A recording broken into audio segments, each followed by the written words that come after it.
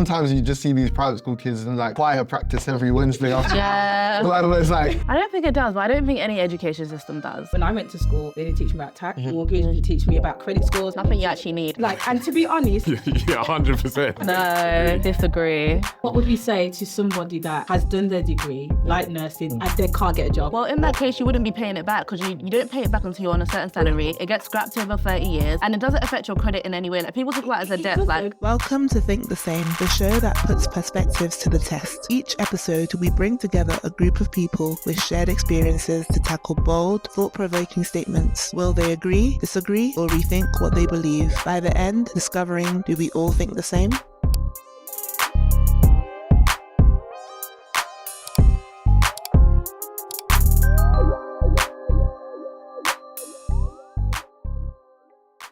Hi, my name's Dominic. I study mechanical engineering, and on the side, I like to do a bit of content creation. So I've got a TikTok page on 60k followers, and then Instagram is on like 16 point something. So that's me. Hi, my name is Gabriella. I'm 20 and I'm a penultimate law and politics student at Lancaster University. My name is Gabriel. I'm studying creative writing and English literature. On top of creative writing, I make music a lot, and I run an event series called Less Talking, where I make people compassionate about the world through music and arts and culture. Hi, my name is Detriece Francis. I am 33. I am a children's nurse, and I have just completed my course in becoming a health visitor. A university degree is essential for success.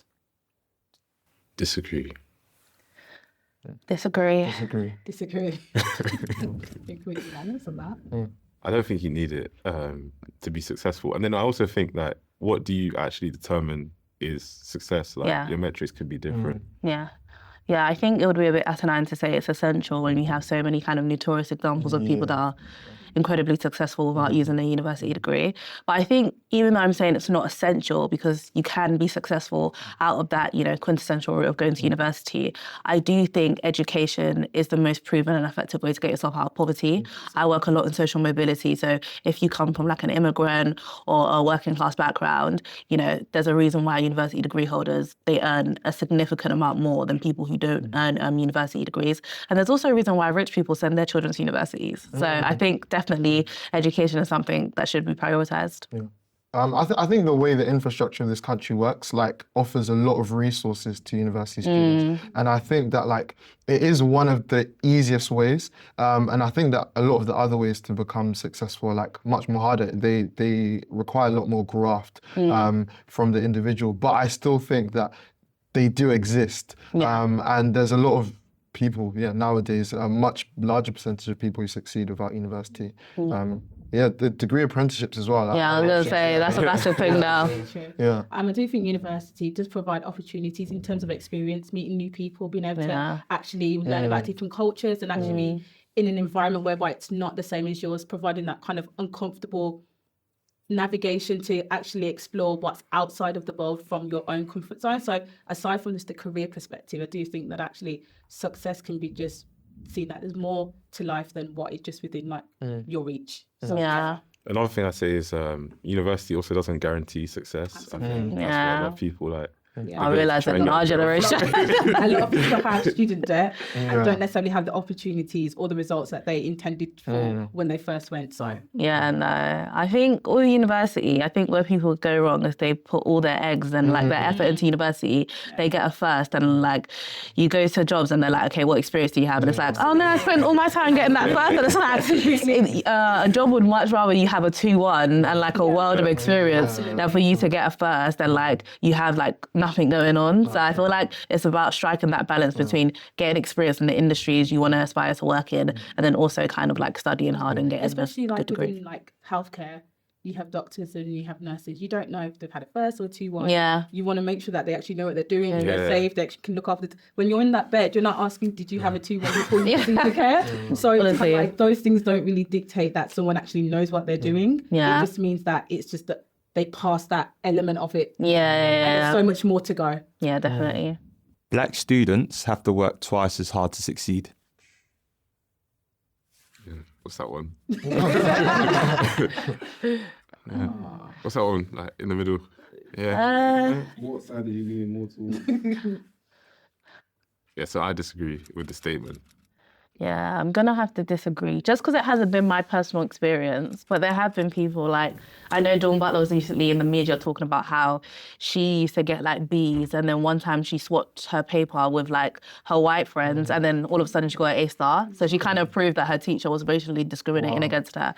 But a lot of my teachers and mentors in school have been black. Yeah. So I can't say that's been my experience, but I know definitely that disparity does exist. Yeah. I have a lot of opinions, but I would say agree. I would say I agree. I'm going to say I agree. I don't like the statement at all. My parents used to say, "Oh, You have to work twice as hard. but I think honestly, that's I think immigrant's it's so favourite line. unhelpful because like you go into spaces, now you've got sort of a chip on your shoulder, thinking that, oh, I'm worse than these people. And then maybe you think, oh, everyone's out to get me. Yeah. Whereas if you just went, you'd be able to thrive and do well. So I'm 50-50. I somewhat agree. Like it's kind of an unhelpful narrative in a way, but I think that so a lot of the reason why people say this is because race and class are so deeply interlinked. And I think more so than it being black people need to work twice as hard, it's more so that working class people need to work twice as hard. Especially in this country. Yeah, but I believe because race and class are so heavily interlinked, it is a reality that it's going to be harder for a lot of black people because those class barriers are there for them. So yeah, that's my opinion. But I do believe also that in a lot of spaces, if you do work hard, like, you know, you will succeed. And if we're talking about universities, they have anonymous marking, you know. That's why so it's like, I don't think this is black and white in a lot of places. There's definitely grey areas. I do think that there are elements of people that have certain viewpoints that may indicate that they do treat people unfairly. And I do think sometimes we see that in the schooling system, we see that whereby there's a tendency not to want to understand beyond what the behaviour is. So then children don't necessarily receive further support, extra help, or they're missed for being, you know, diagnosed with dyslexia in very neurodiverse areas. So I think sometimes instead of working hard, they don't get the opportunity to flourish as much just because the restrictions are sometimes there. But I do agree that if you kind of preach that statement, you do walk around with a chip on your shoulder. And for those that don't necessarily have that opinion, is then an uncomfortable position that you put yourself in. So. I don't think it's a necessary chip on your shoulder thing. I think it's just about making people aware. I think a lot of, especially, I'm going to assume you're African. Yeah. I think a lot of people like come from an immigrant background. I think when they're telling their child that, they're not trying to instill a sense of fear or like imposter syndrome in them. They're just trying to let them know like this is what you're stepping into. And I think honestly, it just depends about your environment. Like I have so many black friends at Oxbridge who tell me the most racist stories that come from like their teachers and their tutors, and like, you know, someone asking them what they're doing here when they're a student there. So it's like, I think it honestly depends on like the space and environment you're in. So yeah, no, I can't say because it's not my experience. But, What I would also say, I think a lot of the hard work that black kids do have to do, it doesn't actually exist within the classroom, and that actually exists outside of it, in the sense that because a lot of black people in this country are immigrants, stuff like internships or even like going to grammar schools when you're getting into secondary school. Sometimes if you have parents who are just like newly into the country, they might not understand these things, they don't understand the language, they don't understand how to help to push you towards these things. And so as a result, like you do have to work harder because you have to be dynamic in looking for these things. Whereas people who have been born in the country understand the system, they understand like networking, they understand the soft skills that you need in order to succeed rather than the hard skills. I think that with a lot of immigrant and like just black people in this country, we're taught heavily the hard skills, like you work hard, study, yes. But then be like, a doctor. Okay, now you're doing your internship, you don't even know how to like network properly. It's so true. If you know what internship is. Exactly. It's having the balance. I think sometimes we forget that actually, like, we need to be more holistic. Like, there's so many different areas that you need to tap into, like you said. And I think working hard gets you to a certain point, but it's about the maintenance. And sometimes we don't necessarily have those skills, and that requires a different element that I think is kind of forgotten. Another thing I'll say quickly that I think the work two times harder statement, it doesn't allow sort of the development that's coming through to show. So there's a lot of schemes that are sort of supporting black people in getting internships and getting jobs. And I feel like with that statement, you can't just ignore all the development that's going on. So I think it's important to, you know, take it with a pinch of salt That's if true. you're going to agree with it. University tuition fees in the UK should be scrapped. Agree. Disagree. Disagree. Disagree. Ooh. I think obviously from a student perspective, it would be great if it was free again. I think it was free like last time, 1998 or like 1999, something like that. I think it would be great if it was free again. I don't think it's economically feasible. That's the only thing I'm thinking about. I work a lot in politics, and I work a lot in the Labour Party, and we're always thinking about the public purse and where money should really be going. And I think, when we've got social housing, when we've got the NHS, when we've got a lot more things that funding is towards, when we talk about making university free, it's not really free. Someone's paying for it. It's coming out of our tax money, and I feel like tax funds could be better allocated somewhere else. I do think they should be reduced because I think right now people aren't getting a penny for their buck. But I don't think it's feasible to think. I think it's idyllic to say that you want it to be. Here's fair. what I think. Okay, there's some courses which maybe they should have to pay for. Okay. But there's some courses where it's going to lead to like a direct impact on What courses do you think people should pay so for?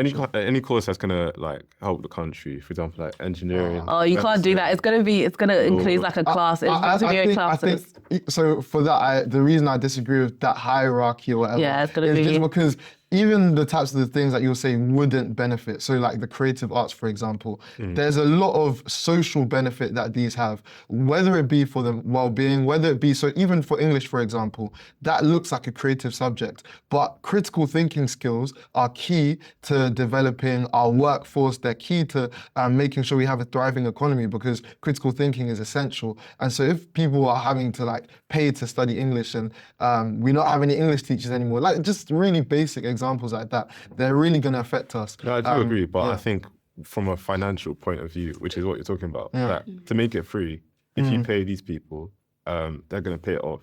So the investment will sort of cancel itself out. Whereas with sort of these other creative, I'm 100% for them, but with some of these creative sort of Mickey Mouse degrees. no, I don't like That's what Sunak says. The Mickey Mouse degrees. they're not going to pay off their loan, and then that's just debt. Something that I would interject, I think a good kind of middle ground is that I think we should reduce it 100%. I believe that. I also believe, though, that we should disincentivize this focus on university only and think about the different options that people can go towards.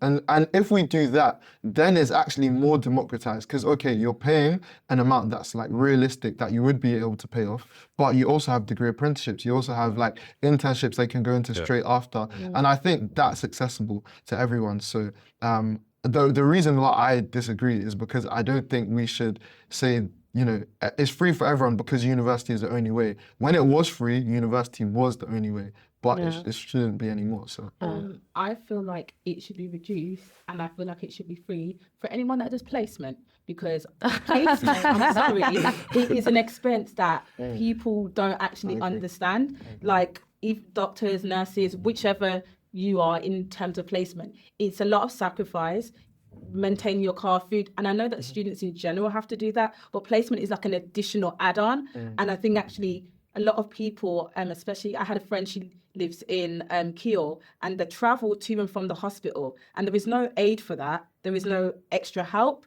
it's just parents and whatever you can do. So I do think reduction, absolutely, because I don't feel like the value sometimes matches what is being received. But I do think for those that do placement, maybe a further reduction or potentially free. I think what happens is when you make like certain degrees free and you make certain degrees not free, is that you begin to hyper incentivize those degrees and those routes. So I think it's going to lead to an oversubscription and then the hyperinflation of people wanting to study law and finance. And then, like you said, you don't get people studying like English and things that are also necessary. I also think like in this country, classism is such a prevalent issue that most of the people from middle class backgrounds are the people that are studying law and PP and all these places at Oxford and Cambridge. So what you're going to lead to is like a massive class disparity where a lot of people from working class fields who might not want to study law because their parents haven't told them that, or their daddy isn't an engineer, so they don't have access to these opportunities, and then, you know, they're not able to study degrees they want to do. So I think it's about kind of like social mobility, equity as well. Yeah, you have to start from the ground up. And I think that, yeah, you wouldn't be able to do kind of like certain degrees are free, certain degrees are not. I think it's kind of like you're going to do it for everyone or you're not. And I think in this case, it wouldn't be possible. I think another angle also to come at it with is, should people be subject to that debt after university? I hate the word debt because... Well, it is debt, like... I hate the word debt. I was literally on a panel at Black Tech Fest and we did university degrees versus a degree apprenticeships, and I was on the university side. And one of the things they kept talking about is a debt. And I don't think it's a debt, I think it's an investment. Because, you know, you see a lot of people kind of talk about how like, oh yeah, like I went to uni, I've got all this tax I have to pay because I have this 6-figure job. And it's like, but you wouldn't be able to get that 6-figure job without that degree. It's an investment. Like you put that money into that degree that has now enabled you to get this job where you're earning such a high amount. Like in business, you wouldn't say, oh, I had to buy all this money on stock when you make like 10K profit, because it's like you recognize that I had to invest that 2K to make that 10K, and you had to invest that 30K to get that 100K that will allow you to get that, you know, 250K when you qualify as whatever you are. So I think... What would you say to somebody that has done their degree, like nursing, and then can't get a job? Because then they've invested, but they're not able to get anything out of it. Well, in that case, you wouldn't be paying it back because you don't pay it back until you're on a certain salary. It gets scrapped over 30 years and it doesn't affect your credit in any way. Like people talk about it as a debt. But it's still, obviously the aim would be to still get that job. So eventually it's still a part of you until you get the job. So it's not scrapped for 30 years is a very long time. So really and truly, you potentially, if you're trying to work in that area, you're going to have to pay something. So really and truly, I get what you're saying about that, but I do think for those that haven't been able to get into that field because they're not hiring or there's a recession or the climate's not great, for them it will feel like a debt just because it's still on their name despite they haven't paid it back yet, if that makes any sense. But the UK education system does not prepare you for real life. I disagree. Agree.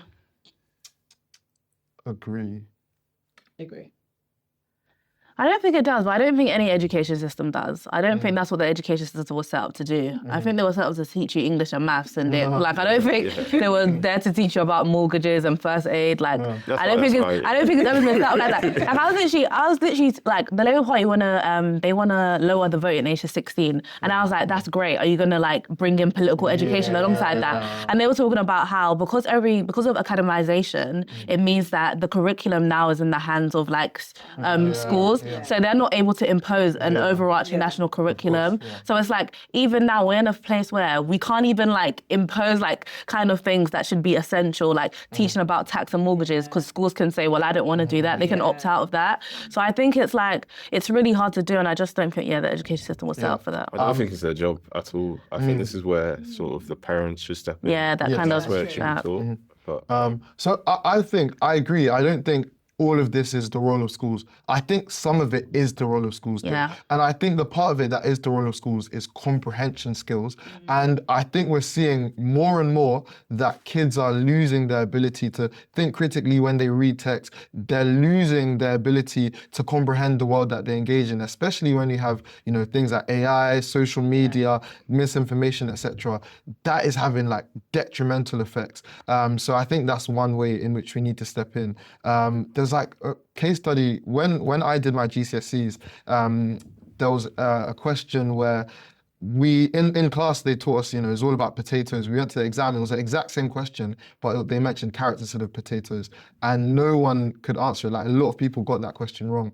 And to me, that's a great example of how people are not able to just see patterns and logic in the world around them. And even when it comes to politics, like you're mentioning, where politicians are putting ideas in front of us, people aren't even able to understand the spin, the logic in what these politicians are doing, and people are being led astray.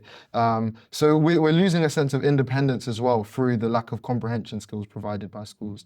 I do believe that schools have a responsibility. Like children are in school, 7.5, 8 a long time, right? And so I do agree with you that parents have a responsibility. Like, you are there to teach your kids certain things, because when I went to school, they didn't teach me about tax, mortgage, they teach me about credit scores. Nothing you actually need. Like, and to be honest, those are the things that impact you long life if you don't make the right decisions. Yeah. And so many people today have made poor decisions, and their credit is messed up for a number of years. They can't purchase a house, they can't even purchase a car, and these are things they need in order to do their jobs. Yeah. So I do think that parents have a responsibility, but if you're going to be in school for that amount of time, you want to be able to let these young people go out and be able to be reliable, resilient, be able to actually make good decisions that are going to benefit the country. The country are going to actually be able to say, you know what, repeating this pattern is really going to be good for the long time, like productivity of what we're doing. But I don't think they do, and I don't think, like you said, that's what it was set up to do.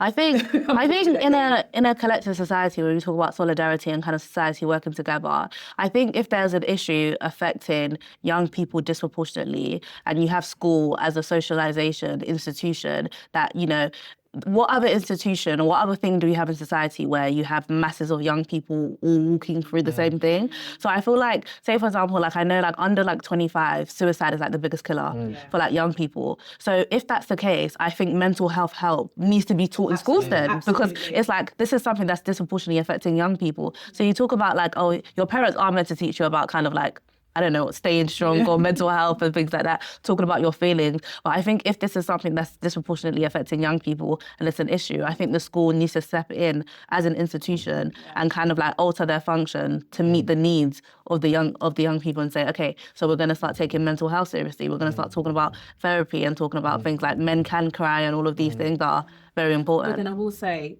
because I absolutely agree with you, but then on the other hand, it would be teachers have a lot to do. Yeah. They Too much. basically do behavior management because there's so many different things that we're talking about. So then it's like they plan lessons, then they have to do behavior management, and now they have to teach mental health. And then it's like now they have to train that, because actually you can't just speak things that you feel. You don't know, actually things that are going to work and are, you know, trained in programs and stuff. So then it's like, are we adding that extra pressure? I think it's I think it's a resource issue. I think that's why the government the government needs to step in and kind of help with the extra resources, the support. Like, you know, we see a lot of like SEN workers and teaching assistants. They're moving out of the field. Like I think I read an article about like a SEN worker who moved to work in M&S because she was getting paid more. Like it's crazy. Like within my industry, because I'm in health, they do fund so many children's centres. So you don't have a lot of families that are with children very young receiving that support. So when they go to school, they've got that good foundation. Unfortunately, many parents do have mental health. They do have adverse childhood experiences that are not dealt with, and then they kind of travel on to their children. So then when they go to school, these are the issues that they face. Then it becomes a massive issue, You know what's interesting? I do think there are some schools that do prepare kids more for real life, like grammar schools and private schools. Because I went to a sixth form. Wait, do you disagree with that? No, I went to a grammar sixth form. That's what I'm like. So I went to a grammar sixth form as well, and for all the bad things I can say about it, like we had extra lessons outside of our course where they would teach us things like critical thinking and how to deconstruct an argument where someone's saying something to you, and then you can now think of how to develop your own logic in response to that. Or even I've noticed a massive difference between what the teachers were teaching us. Like in French A-level, sometimes you would just sit there for the whole lesson talking about French philosophy, where it wasn't actually on the core syllabus, just to help us to learn stuff more and develop our own conceptions of life. And I think that those type of schools where they have more resources, the classrooms are smaller, the teachers have a bit more time. Private schools. They are able to, you know, go through these things much more. And I think that, again, goes back to classism. Like, there are disparities. Some people are a bit more prepared for life. And it's these people who go to these schools who get the internships, who get the high paid jobs, etc. Cultural capital. Exactly. Artificial intelligence is making students lazy. Yeah, 100%. No, disagree. Oh, yes, No. Yeah, no, I disagree. I think I think the education system is getting it all wrong with their reaction to AI. I think they're running away from it. Like my uni, I study law, and like the law school's like, okay, no AI in any assignments, which I just don't think is realistic. I'm not gonna lie, if ChatGPT is there, I'm gonna use it. And I think any smart person would utilize the resources available to you. I mean, I got a first in my ChatGPT, by the way.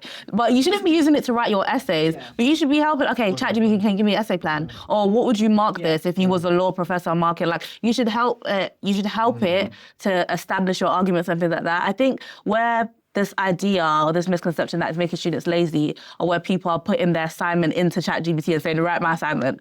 That's making it lazy. Yeah, but I think you need to utilize the data. The question was, is it making them students are doing that. Like, you go to university and there are students who are trying to get ChatGPT to, not even trying to, they are getting ChatGPT to do their assignments for them. In class, there's people who aren't even paying attention anymore because any prompt the teacher gives them is like, yeah, just put it into the AI. So it's like, is it making people lazy? Yes. Should we be more dynamic and think about how we can put it into the education system in a more intelligent way? I'm open to that debate, but is it making people lazy? I think unequivocally it is. I don't think that what you said disagrees with the statement. Yeah, I think don't think so. Students can still be lazier, but we should still incorporate AI. I think it's like when the internet came about, obviously maybe you would have had to send a mail by the post, now you can just send an email. Yeah. Surely that makes you lazier, but you're just using the features that are available. Like, I think that what the problem is when students can use AI. I use AI all the time. I use AI. When students can use AI, and then because they use AI, they don't use the same processes in their brain to think about what they're doing. I do think, like, is AI making us lazy? No, I feel like people are lazy beforehand. Like, So it's just it's just illuminating what's already there. Like, I don't think it makes people lazy. I do think that, yes, in regards to what you're talking about in terms of processing information and being able to use that process to read, to be able to actually have further understanding of how to comprehend what you're reading and all those things, that's the process that we need to push. But sometimes it makes people, like, time is money, and sometimes working smarter, not harder. Time makes sense. and I do agree that, like, if you're putting your essay into it, of course that is an issue. Yeah. But if it's like, but for children that struggle with focusing and have autism or ADHD, there's ways to kind of make their lives easier so they're not overstimulated, but they can receive quicker and easier bullet points to do things. So I think it's not. There are always going to be people that abuse the system. Doesn't mean the system is an issue. It just means that the people who actually use it are the issue that are. Do you know what I mean? I think that. So I think there's so many case studies of AI actually making people lazy. And so, for example, there's people now, like, it was a viral thing online that there's people that are saying that they offered their friend a book to read, and their friends are putting the book through AI to give them 3 paragraphs, some of them saying, oh yeah, I love that book, amazing. It's like, no. So I think there's stuff like this that didn't exist before, and there's forms of laziness that we've never seen that are emerging as a result of AI. And also what I would say is that, like, before, you had to, so if is writing an essay, you can cheat, you can do all types of stuff, but you have to write it. Like, that's the fundamental thing that you have to do. AI is now giving us the skill to not do that at all. And I think that is making people lazy. But you're gonna fail though. Yeah, I agree. That's the thing. Like, they're not. You can get ChatGPT to write your essay, but you're gonna fail. Yeah, like, you won't be good. I understand that, but even the fact that so many people are willing to go there, not very smart. I don't think it's smart, but is it making people lazy? It is, and I think that's a massive problem. I even think it's eroding our humanity in some sense, because writing and all these creative processes that we engage in, this is it's what makes us human, and just sacrificing that is a form of laziness. I don't think you can disagree. Yeah, no, I think I understand what you're saying from the ethics standpoint, but I think, not gonna lie, you gotta get on the train while it's moving, or they're gonna leave you. Like, AI is here, it's here to stay. So I think we need to utilize it in an effective way. Like, I work in law, and the amount of law firms that are being able to use and develop their own AI to just go through document filing, that they will take hours that a trainee would do, that has streamlined the process massively. And it's not that they're still not doing the work that lawyers and their clients are paying them for to do. They've just found a systematic, effective way to do it better. I don't disagree with that. So I feel like this statement of, is AI making people lazy? No. But I think you're thinking of all the best examples where people are using it. You got to look on the bright side. No, but you're saying the bright side, most people are not in these offices doing all this. Like, there's people that are genuinely just doing dead stupid things with AI, and they're using it to make themselves more stupid. Like, the majority of people, the majority of people who are using AI are not using it effectively. They're not doing anything productive and using it to support them. They are just, anything that they're supposed to do, like that engages your mind, they're delegating to AI to do. I think that's making people lazy. Okay, I hear that. Agree to disagree. Private schools provide a better education than state schools. Agree. 100%. Agree. Agree. Asterisks. They have, they're able to have less students with more teachers. Yeah. That's going to make you better, no matter what you do.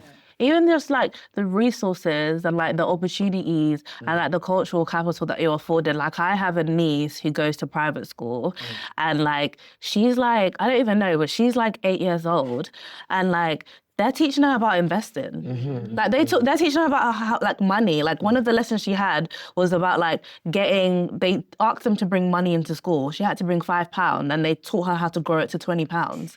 They do not, in primary school, what was he doing? Balamori. Like, they did not teach us about that in state schools. So it's like, these are the conversations. I read something that's like, they reserve the conversations about money for those with money. And it's like, these are the conversations that would massively help those from like a lower socioeconomic background, but they're not giving it to us. So I think like the resources, the access to opportunity, like I went, one of the people on my internship, he went to a private school, and at his school they had an Oxbridge tutor. So like Oxbridge, you got to do like this personal statement, you got to do the interview. Imagine having someone who's an expert work in your school. You're going to have a way better chance of getting a place at Oxbridge versus someone who goes to a state school that doesn't send anybody to university. So I think these massive disparities, and these are the things that private schools have compared to state schools that they don't have. Yeah, I agree. I'll just put one asterisk there, that a lot of the good things that are taught to private school students aren't like hard stuff. Like, a lot of it is, just the networking is around it being a similar group of people who are all going to achieve well in life. It is just about, the social circle. But that capital is so important in life. Very regardless. important. So, yeah, I completely agree. They do get a better education. Some of it, though, is like, is not important. Like, sometimes you just see these private school kids and like just choir practice every Wednesday after. Like, it's like The unnecessary uniforms, like learning to dress crazy ways and stuff. But yeah, it's like I think it's cool because it gives them a sense of entitlement for the world that they live in. Just because they've had this type of stuff, it's like they feel calm to go wherever in the world. And I think that's cool. I mean, I do agree. I just would like to say, would we say that it provides diversity? I don't think they're worried about that. Not them necessarily, but I'm saying in terms of like it being great for the children. Forget the world. I'm talking about the kids. Private schools are great because obviously the funding, the resources, the access to opportunities. But in terms of creating, what would we say? A good outlook on the world that encompasses everyone. I'm just talking about from that element. That's not important to the world, but I'm just talking about as like a foundation of. You know what? I would say yes and no. So obviously, like, you're not gonna get a diverse array of friends and But at the same time, though, if you're a kid in like an inner city state school and all your friends have that same experience, it's also that same type of insular kind of relationship with the world that you have. Also, because these state schools aren't teaching kids how to express themselves effectively all the time, they aren't teaching them how to engage with the world around them in like, just an effective manner, they're not able to talk to people of different like backgrounds to them sometimes. Whereas people from private schools, like, you can just see in their expression all the time, they're able to speak more clearly, more confidently, etc. So whichever environment they're in, they're always just going to be themselves. And a lot of kids from more deprived backgrounds struggle with that heavily. So. I will say though, I definitely agree with that. I was just wondering about that because for me, I went to a state school, but for me, the reason why I was able to be articulate, where it was to speak and lead, was because I had a church, I had a different organisation. So it was for that. So I mean, not everyone has that. But sometimes people belong to a different organisation, which also provides the things they can't get in a state school, so that you will see those stories where it's like, oh, I came from nothing, and I was able to do this and this and that because I had something else. So I think should we have that though? I wouldn't say whether we should have that. It's like the choice, like. They may only be able to go to a state school, but if they have another organisation which helps them to open the doors, Yeah. I suppose it's a benefit. Just to track back on your point of like diversity, I was privileged enough to go to private school. I also went to state school. So I went to both. And one thing I can say 100% is a lot of the people at private schools, they don't have sort of a diverse outlook on people. Yeah. They don't understand that these aren't the only types of people That there are. exists, yeah. I remember there was one kid and he tried to mop the table. He tried to mop the table with like a mop. Like these people, like often they've been so coddled, Sheltered from like, real life. Real life. But one thing I would say, being able to see both. I remember in the state school, I was able to be taken out of the main class to a smaller class, and we did like harder stuff. Whereas in a state school, they can do that for everyone.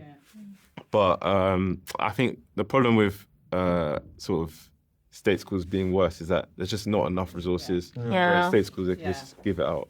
Yeah, no.